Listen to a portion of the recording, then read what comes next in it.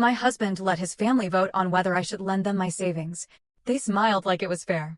Like I wasn't a person, just a bank account they married into. So I smiled too, and laid down a prenup, a credit alert, and a divorce petition right on the dinner table. That night, I voted too. I used to think being part of a family meant being seen, heard, respected.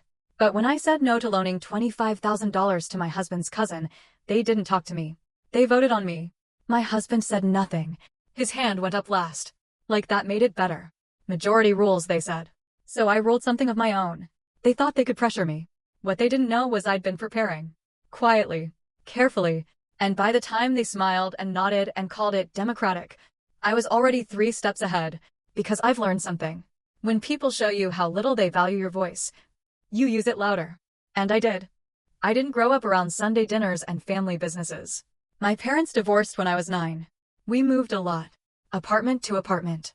Mom worked 2 jobs. There were no family meetings. Just survival. So when I met Daniel, it felt comforting.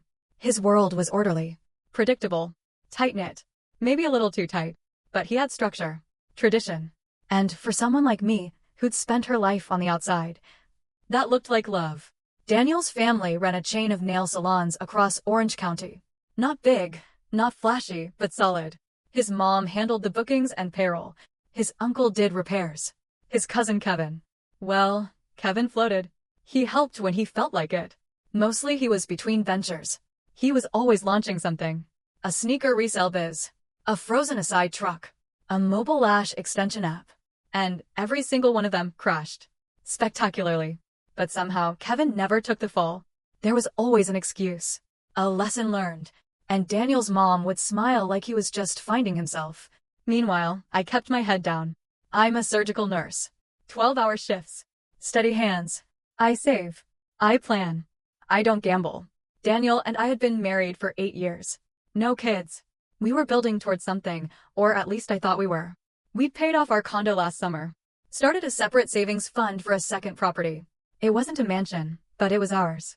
And it mattered to me. I never said anything when Daniel loaned Kevin $2,000 for the aside truck, or when he covered a few of Kevin's bounce checks at the salon. He told me after the fact, always with that same shrug. It's family. He'll pay it back. But he never did. Still, I tried to be the bigger person. I brought spring rolls to every dinner. Remembered birthdays. Laughed at inside jokes I didn't understand. Smiled when his mom called me practical, like it was a polite way of saying cold. The truth? I just never fit in. They weren't mean. Not directly. But it was like sitting at the edge of a photo, always cropped out. Then 3 weeks ago, Kevin showed up at our place. No warning. Daniel wasn't even home. He had that salesman grin. The one he saves for women he thinks he can outtalk. Said he had this genius new idea. A crypto-themed coffee bar. Drinks named after blockchain terms. NFT art on the walls. Imagine sipping a latte called Proof of Staked Vanilla, he said, laughing. I didn't laugh. He wanted $25,000. Just to get it started. Said I was the perfect investor. Smart. Careful. Not like the rest of us. I told him no. Straightforward. Calm. Told him we were putting that money into new siding and plumbing. That we weren't in the business of high-risk coffee. He blinked. Didn't argue. Just gave a soft okay. No pressure. And left. I actually felt bad for a second. Like maybe I'd been too blunt. That feeling didn't last long. 2 days later, Daniel told me we were invited to a family dinner at his mom's house. Said Auntie Mai would be there. Even the salon's part-time bookkeeper. I didn't think much of it. Until we pulled up and saw every car in the driveway. Until I walked in and saw Kevin already seated at the head of the table, like he was hosting. That was the moment my stomach dropped. Not because I knew exactly what was coming, but because I realized this wasn't spontaneous. This was planned. Scripted.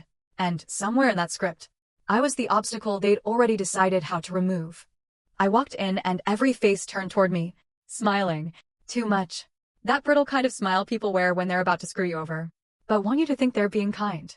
Kevin stood up and pulled out my chair like he was some kind of gentleman. Daniel sat next to me. Didn't look me in the eye. The table was full. Daniel's mom, Auntie Mai, 2 of Kevin's brothers, the salon bookkeeper, and even the high school niece who usually skips these things. I knew something was wrong, but I didn't know how wrong until Daniel's mom tapped her spoon against her glass and cleared her throat. She looked straight at me and said, "We've had a few conversations over the past week About family. About loyalty. About opportunity. She gestured toward Kevin. He's got a real shot this time. Something fresh. Unique. Forward-thinking. Kevin smiled like he'd just won Shark Tank. Then she said it. And since Emily's the one who manages the household money, we thought it would be best to handle this in a way that felt democratic. She folded her hands. We're calling a family vote. I blinked. Daniel? Said nothing. Didn't even flinch. One by one, hands went up around the table. Every single person. No hesitation. Daniel's mom. Auntie Mai. Kevin's brothers. Even the bookkeeper. I waited for Daniel's hand to stay down. Hoped. But he raised it last. Slow. Like maybe it hurt him. But he still did it. I stared at him. He looked at his plate. His mom smiled. Majority rules, she said, like we were settling which movie to watch. I felt something behind my ribs crack. Not from anger. Not yet. From betrayal. From the slow realization that they didn't see me as part of the family. They saw me as a bank account. With a pretty face and a decent savings portfolio. I didn't say anything. Just smiled. Slow. Measured. Then I said, well then, let's vote on something else. The smiles flickered. I reached into my purse and pulled out a manila envelope. Laid it on the table. Slid it across to Daniel. He didn't touch it. His mom frowned. What's this? I answered calmly. A copy of our updated prenup. Filed last month. Notarized. Effective immediately. Silence. Then I pulled out a second sheet. A credit fraud alert issued in my name. Because someone. I turned slightly toward Daniel. Opened a new credit card under my social without telling me. Kevin made a noise like a laugh and a cough. Daniel? Pale. Still. You voted, I said. So did I. The room went dead quiet. I leaned back in my chair. And for the first time in that house, I felt like the one in control. Nobody moved. Daniel's hand hovered near the envelope, but never touched it. His mom opened her mouth, closed it again. Kevin was suddenly very interested in his glass of water. Then a voice spoke up, quiet, even from the far end of the table. I think it's time I said something. It was Auntie Mai. Everyone turned. She rarely spoke during family dinners. Always polite, always neutral. She looked at me first, then at Kevin. Last year, she began, Kevin came to me. Said he needed a loan. Told me it was for a project you and Daniel were doing together. Something about a second property. He even showed me photos of you two fixing up a place. My heart dropped. Because we had done that. We'd painted the hallway. Redid the upstairs flooring. It would have been easy to snap a few photos and build a lie. I gave him $10,000, she continued, voice tight. Said I wanted to support the family. She glanced down at her hands. I never saw a dollar back. Kevin let out a dry chuckle. I mean, come on. But she cut him off. Don't. I believed you. That was my mistake. I looked at Daniel. Still no eye contact. That's when the fog lifted. It wasn't just about Kevin being careless or entitled. It wasn't just about Daniel being passive. This had happened before. And I wasn't the first target. They'd all known what Kevin was. They just never wanted to admit it. Because admitting it would mean holding him accountable. And that would have required drawing a line. Instead, they pushed the cost onto anyone who stood still long enough. And this time, it was me. But not anymore. The silence after Auntie Mai spoke was the kind that hums in your ears. Like the sound after a car crash when your body hasn't caught up yet. Kevin shifted in his seat. Tried to recover. Said something about miscommunication and bad timing. Nobody responded. So I spoke. There's more. I pulled out a second envelope from my bag. This one was thinner. Just 2 sheets of paper. The first one? A transaction summary from our joint account. Dated 2 months ago. A transfer of $8,000. To Kevin, I said. Labeled Startup Advance. Daniel finally looked up. His eyes met mine, but there was no fight in them. Just dread. You took our money, I said. Flat. Didn't ask. Didn't tell me. He opened his mouth. Closed it. Then, I was trying to help. He needed. He always needs, I snapped. And you always give. Except this time, it wasn't yours to give.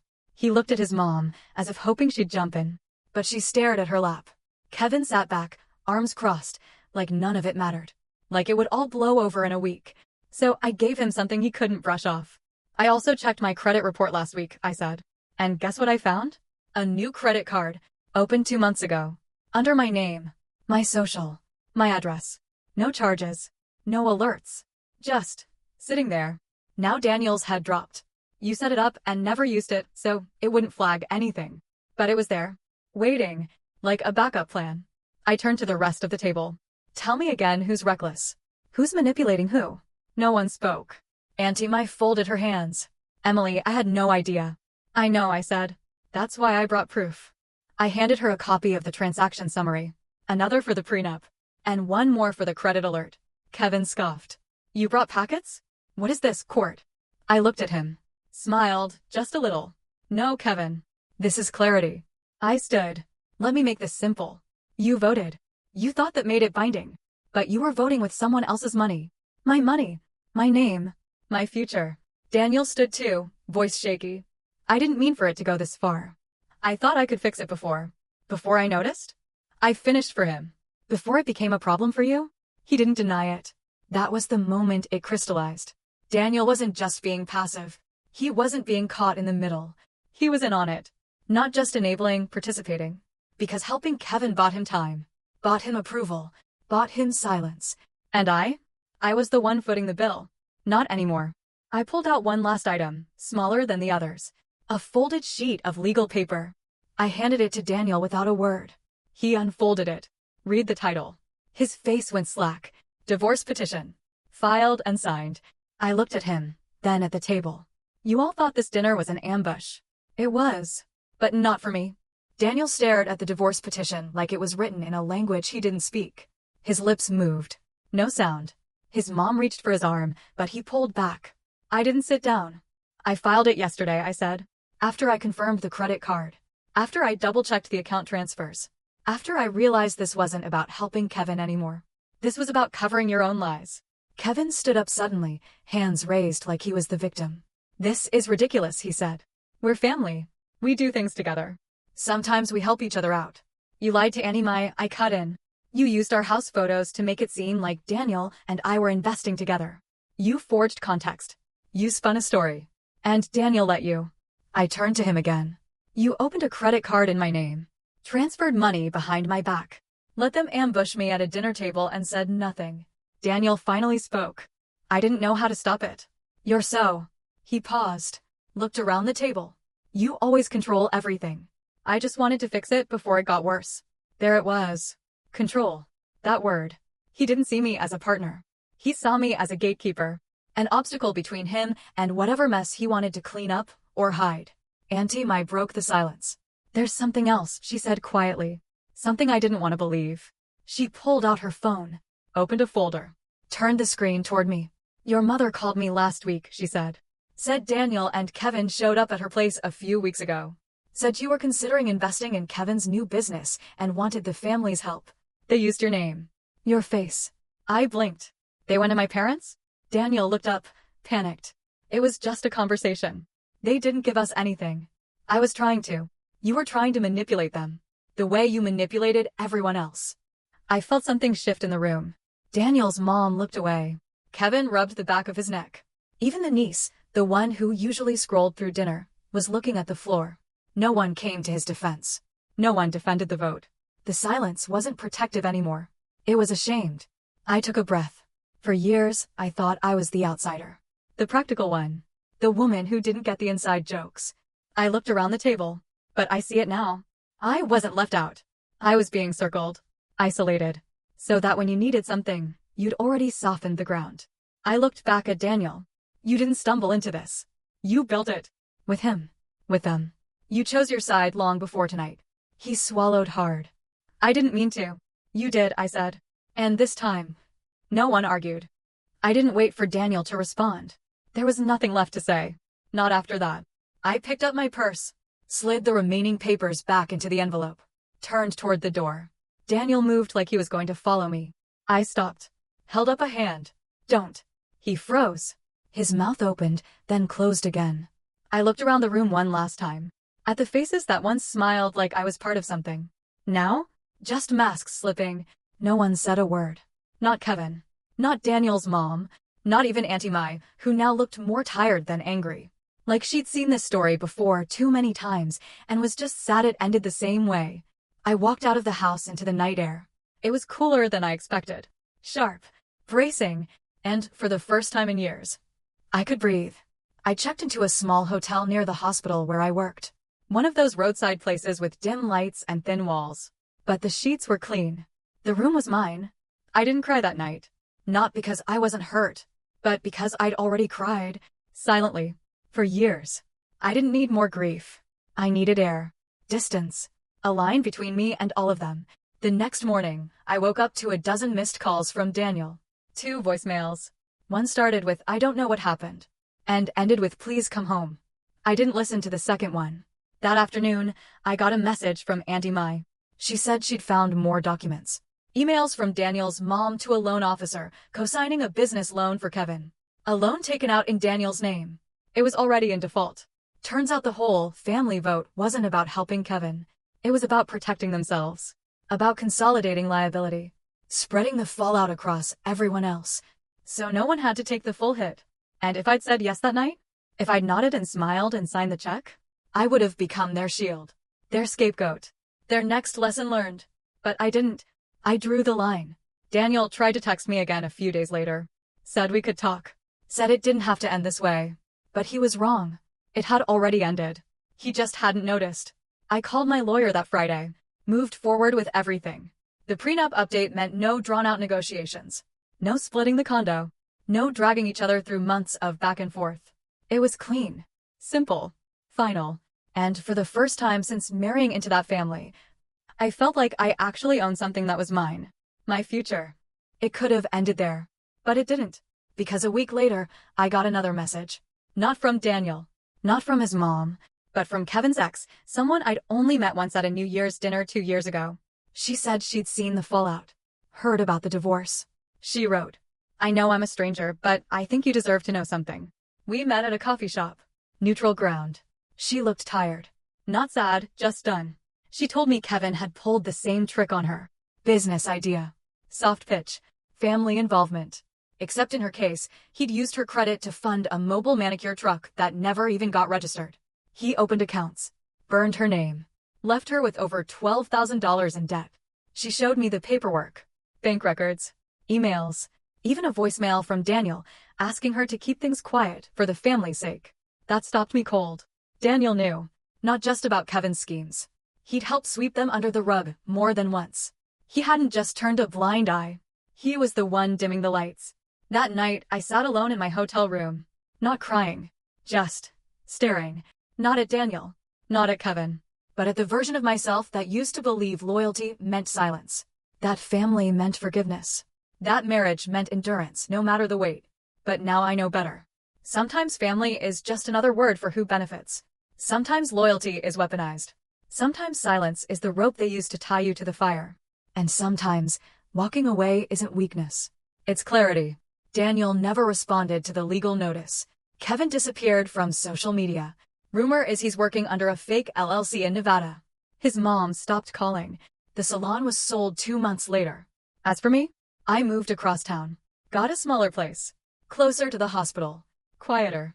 Some nights I still hear the echo of that vote. The smug certainty in their voices. But I also remember mine. You voted. So did I. And I sleep better now. Not because I won, but because I stopped playing their game. In today's world, where emotional manipulation is often disguised as family loyalty, this story is a reminder that boundaries are not betrayals, they're survival. Just because someone shares your blood or your last name doesn't mean they're entitled to your trust, your money, or your silence. If something feels wrong, it probably is. Pay attention to patterns, not promises. Protect your credit, protect your peace, and above all, protect your voice. You don't need a vote to walk away from a toxic dynamic. You just need the courage to say, enough. And that courage? It's yours to claim.